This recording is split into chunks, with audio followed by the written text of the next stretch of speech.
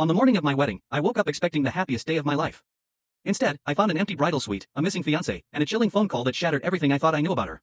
The morning of my wedding was supposed to be perfect. Instead, I woke up to chaos. Ryan, she's gone. Claire, my sister, burst into the room, her face pale. What do you mean, gone? I asked, sitting up in bed. My heart thudded as dread set in. She's not in her room, Claire said, her voice trembling. Her dress, her phone, everything is still there.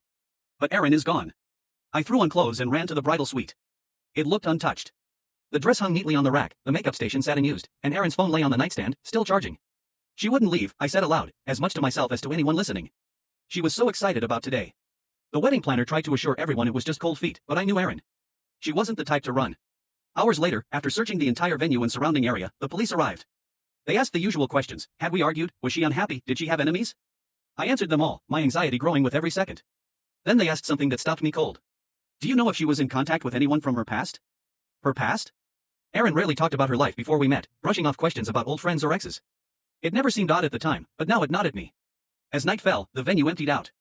The guests left in a hushed flurry of whispers and sideways glances.